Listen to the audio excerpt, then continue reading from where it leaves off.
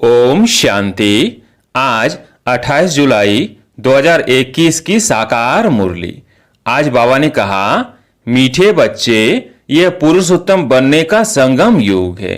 इसमें कोई भी पाप कर्म नहीं करना है। प्रश्न, संगम पर तुम बच्चे सबसे बड़ा पुण्य कौन सा करते हो? उत्तर, स्वयं को बाप के हवाले कर देना, अर्थात संपूर्ण स्वाहा हो जाना। यह है सबसे बड़ा पुण्य। अभी तुम ममत्व मिटाते हो, बाल बच्चे, घर बार सबको भूलते हो। यही तुम्हारा व्रत है। आप मोए मर गई दुनिया। अभी तुम विकारी संबंधों से मुक्त होते हो। गीत है, जले न क्यों परवाना। ओम शांति। यह सब भक्ति मार्ग की महिमा करते हैं। यह परवानों की क्षमा के लिए महिमा। जबकि बाप आए हैं तो क्यों न जीते जी उनके बन जाए। जीते जी काई उनको जाता है जो एडाप्ट करते हैं। पहले तुम आसुरी परिवार के थे, अब तुम ईश्वरीय परिवार के बने हो। जीते जी ईश्वर ने आकर तुमको एडाप्ट किया है, जिसको फिर शरणागति कहा जाता है। गाते हैं ना, शरण पड़ी मैं तेरे। अब प्रभु की शरण तब पड़े जबकि वो आए अपनी ताकत दिखाए, जलवा दिखाए। वही सर्वशक्तिमान है ना। ब्रोवर, उनमें कशिश भी है ना। सब कुछ छुड़ा देते हैं। ब्रोवर जो बाप के बच्चे और बच्चियां बनते हैं, वो आसुरी संप्रदाय के संबंध से तंग हो जाते हैं। कहते हैं, बाबा कब ये संबंध छूटेंगे? यहाँ ये पुराना संबंध भुलाना पड़ता है। आत्मा जब देह से अलग हो जाती है तो बंधन खलास हो जाते हैं। इस समय तुम जानते हो सबके लिए मौत है, और ये जो बंधन है ये सब है विकारी। अब बच्चे निर्विकारी संबंध चाहते हैं। निर्विकारी संबंध में थे, फिर विकारी संबंध में पड़े, फिर हमारा निर्विकारी संबंध होगा। यह बातें और किसकी बुद्धि में नहीं होती। बच्चे जानते हैं हम आसुरी बंधन से मुक्त होने का पुरुषार्थ कर रहे हैं। एक बाप से योग रखा जाता है। उस तरफ है एक रावण, इस तरफ है एक राम। यह बातें दुनिया नहीं जानती। कहते भी है राम राज्य चाहिए, परंतु सारी दुनिया रावण राज्य में है, यह कोई समझते नहीं है। राम राज्य में तो पवित्रता, सुख, शांति थी, अब वो नहीं है। परंतु जो कहते हैं उनको महसूस नहीं करते हैं। गाया भी जाता है, ये आत्माएं सब सीताएं हैं। एक सीता की बात नहीं, न एक अर्जुन की, न एक द्रौपदी की बात है। यह तो अनेकों की बात है। दृष्टांत एक का देते हैं। तुमको भी कहा जाता है तुम सब अर्जुन मिसल हो। तुम कहेंगे अर्जुन तो यह भागीरथ हो गया। बाप कहते हैं मैं साधारण बूढ़े तन का यह रथ लेता हूं। उन्होंने फिर चित्रों में घोड़ा गाड़ी दिखाया है। इसको अज्ञान कहा जाता है। बच्चे समझते हैं यह शास्त्र आदि जो भी है सब भक्ति मार्ग के हैं। यह बातें कोई समझ ना सके जब तक 7 रोज समझने का कोर्स ना ले। भक्ति अलग है। ज्ञान, भक्ति और वैराग्य कहते हैं। वास्तव में सन्यासियों का वैराग्य कोई सच्चा नहीं है। वो तो जंगल में जाकर फिर आए शहरों में निवास कर बड़े बड़े मकान आदि बनाते हैं। सिर्फ कहते हैं हमने घर बार छोड़ा है। तुम्हारा है सारी पुरानी दुनिया से वैराग्य। यथार्थ बात यह है, वह है हद की बात। इसलिए उनको हठ योग, हद का वैराग्य कहा जाता है। तुम बच्चे जानते हो यह पुरानी दुनिया अब खत्म होनी है, इसलिए जरूर इससे वैराग्य आना चाहिए। बुद्धि भी कहती है नया घर बनता है तो पुराने को तोड़ा जाता है। तुम जानते हो अभी तैयारियां हो रही हैं। कलयुग के बाद फिर सतयुग जरूर आएगा। अभी यह पुरुषोत्तम संगम युग। पुरुषोत्तम मास भी होता है। तुम्हारा है पुरुषोत्तम युग। पुरुषोत्तम मास में दान पुण्य आदि करते हैं। तुम इस पुरुषोत्तम युग में सर्वस्व स्वाहा कर लेते हो। जानते हो ये सारी दुनिया ही स्वाहा होनी है, तो सारी दुनिया का सर्वस्व स्वाहा होने के पहले हम अपने को क्यों न स्वाहा करें। इसका तुमको कितना न पुण्य मिलेगा। वह है हद का पुरुषोत्तम मार्ग। यह तो बेहद की बात है। पुरुषोत्तम मास में बहुत कथाएं सुनते हैं, व्रत नियम रखते हैं। तुम्हारा तो बड़ा भारी व्रत है, तुम्हारे भल बाल बच्चे घरवार आदि सब हैं, परंतु दिल से ममत्व मिट गया है। आप मुए मर गई दुनिया, तुम जानते हो ये सब खत्म हो जाएंगे। हम बाप के बने हैं पुरुषोत्तम बनने के लिए। सर्व पुरुषों में अर्थात मनुष्यों में उत्तम पुरुष या लक्ष्मी नारायण सामने खड़े हैं। इनसे उत्तम कोई मनुष्य हो नहीं सकता। लक्ष्मी नारायण विश्व के मालिक थे। तुम आए हो ऐसे पुरुषोत्तम बनने। सभी मनुष्य मात्र सदगति को पाते हैं। मनुष्यों की आत्मा पुरुषोत्तम बन जाती है तो फिर उनके रहने का स्थान भी ऐसा उत्तम होना चाहिए। जैसे प्रेसिडेंट सबसे ऊंच पद पर हैं तो उनको रहने के लिए राष्ट्रपति भवन मिला है। कितना बड़ा महल बगीचा आदि है। यह हुई यहाँ की बात। राम राज्य को तो तुम जानते हो। तुम सतयुगी पुरुषोत्तम बनते हो, फिर यह कलयुगी पुरुषोत्तम रहेंगे नहीं। तुम सतयुगी पुरुषोत्तम बनने के लिए पुरुषार्थ कर रहे हो। तुम जानते हो हमारे महल कैसे बने हुए होंगे। कल राम राज्य होगा, तुम राम राज्य में पुरुषोत्तम होंगे।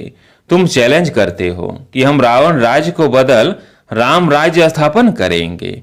अब चैलेंज किया है तो एक दो को पुरुषोत्तम बनाना है, भविष्य एक ही जन्म के लिए। देवताओं की महिमा गाते हैं, सर्वगुण संपन्न अहिंसा परमो देवी देवता धर्म। तुम जानते हो और कोई मनुष्य नहीं जानते।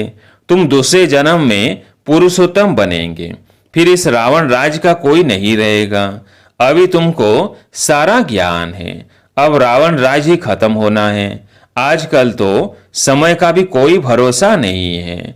अकाली मृत्यु हो जाती है अथवा किसकी दुश्मनी हुई तो उड़ा देते हैं। तुमको तो कोई उड़ा न सके।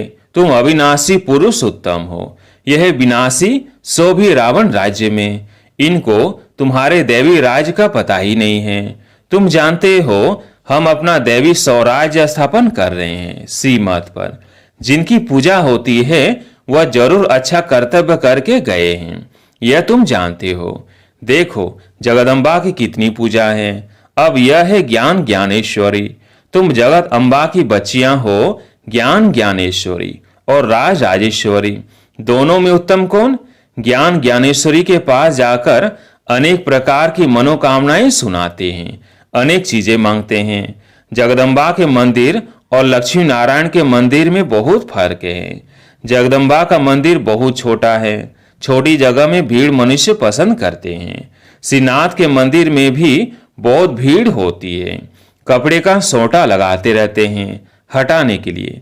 कलकत्ते में काली का मंदिर कितना छोटा है, अंदर बहुत तेल और पानी रहता है। अंदर बड़ी खबरदारी से जाना पड़ता है, बहुत भीड़ रहती है।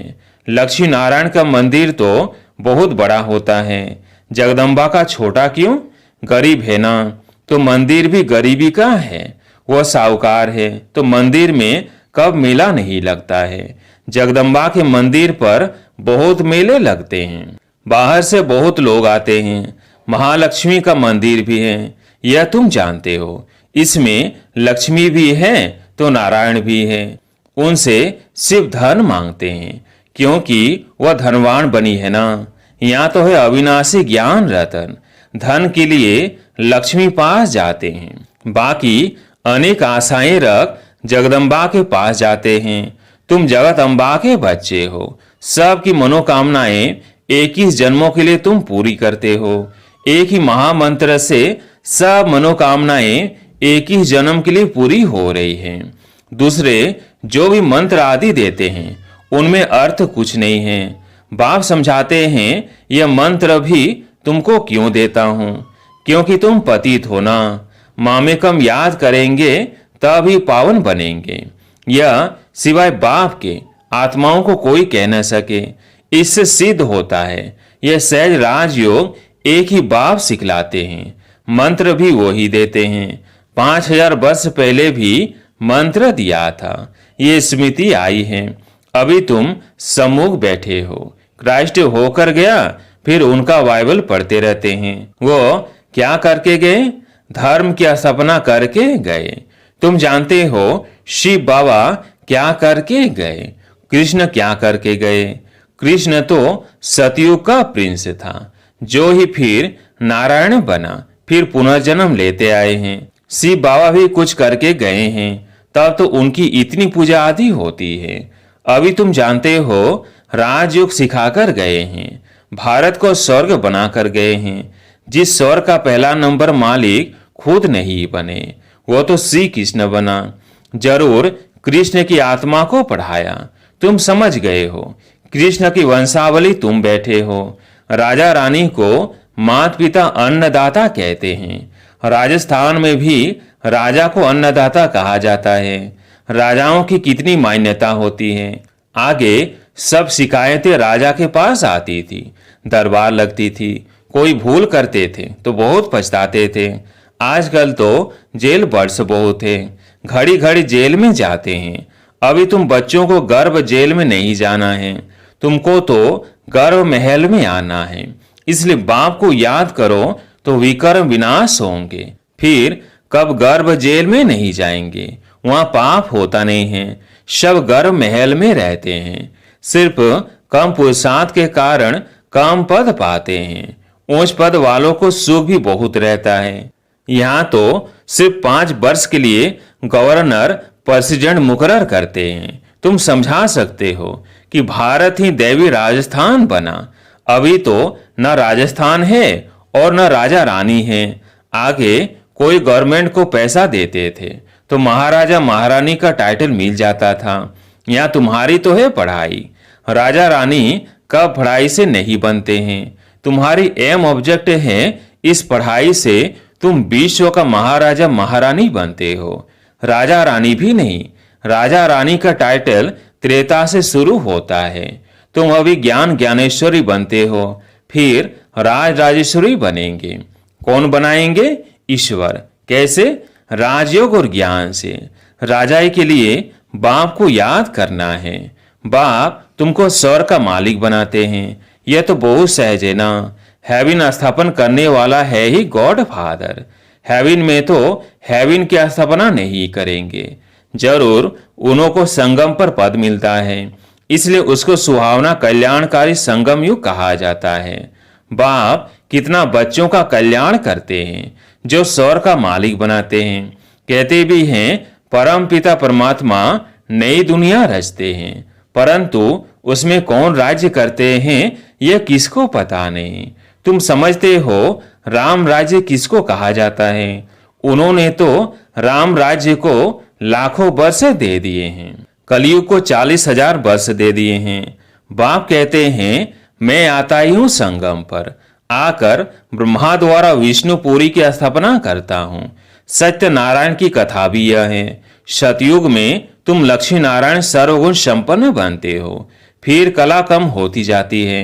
नया झाड़ तब कहा जाता है जब की स्थापना होती है।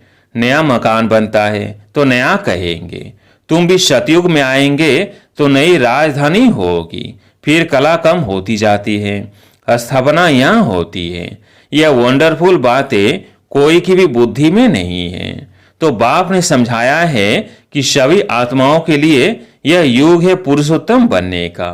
जीवन मुक्ति को पुरुषोत्तम कहा जाता है, जीवन बंध को पुरुषोत्तम नहीं कहेंगे। इस समय सब जीवन बंद में हैं। बाप आकर सबको जीवन मुक्त बनाते हैं। तुम आधा कल्प जीवन मुक्त होंगे, फिर जीवन बंद, यह तुम समझते हो। तुम्हारा व्रत नियम क्या है? बाबा ने आकर व्रत रखवाया है। खान पान की बात नहीं है, सब कुछ करो, सिर्फ एक तो बाप को याद करो और पवित्र बनो। पुरुषोत्तम मास में बहुत करके पवित्र भी रहते होंगे। वास्तव में इस पुरुषोत्तम युग का मान है तो तुमको कितनी खुशी, कितना नशा होना चाहिए। अब तुमसे कोई पाप कर्म नहीं होना चाहिए, क्योंकि तुम पुरुषोत्तम बन रहे हो। अच्छा, मीठे मीठे सिकिलधे बच्चों प्रति माता पिता बाप दादा का याद प्यार और गुड मॉर्निंग। रूहानी बाप की रूहानी बच्चों को नमस्ते। हम रूहानी बच्चों की रूहानी बाप दादा को याद प्यार गुड मॉर्निंग नमस्ते नमस्ते। धारणा के लिए मुख्य सार। पहला पॉइंट, इस पुरुषोत्तम युग में जीवन मुक्त बनने के लिए पुण्य कर्म करने हैं, पवित्र जरूर रहना है, घरवार आदि में सब होते दिल से ममत्व मिटा देना है। दूसरा पॉइंट, श्रीमत पर अपने तन मन धन से दैवी राज स्थापन करना है, पुरुषोत्तम बनाने की सेवा करनी है। आज प्यारे मीठे बाबा का वरदान, ऑलमाइटी बाप की ऑथोरिटी से हर कार्य को सहज करने वाले सदा अटल निश्चय बुद्धि भव। ऑलमाइटी बाप की ऑथोरिटी से हर कार्य को सहज करने वाले सदा अटल निश्चय बुद्धि भव। हम सबसे श्रेष्ठ ऑलमाइटी बाप की ऑथोरिटी से सब कार्य करने वाले हैं। ये इतना अटल निश्चय हो जो कोई टाल ना आ सके। इससे कितना भी कोई बड़ा कार्य करते अति सहज अनुभव करेंगे। जैसे आजकल साइंस ने ऐसी मशीनरी तैयार की है जो कोई प्रश्न का उत्तर सहज ही मिल जाता है, दिमाग लगाने से छूट जाते हैं। ऐसे ऑलमाइटी ऑथोरिटी को सामने रखेंगे तो सब प्रश्नों का उत्तर सहज मिल जाएगा और सहज मार्ग की अनुभूति होगी।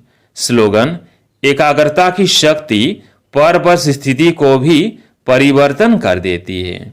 एकाग्रता की शक्ति परबस स्थिति को भी परिवर्तन कर देती है। अच्छा, ओम शांति।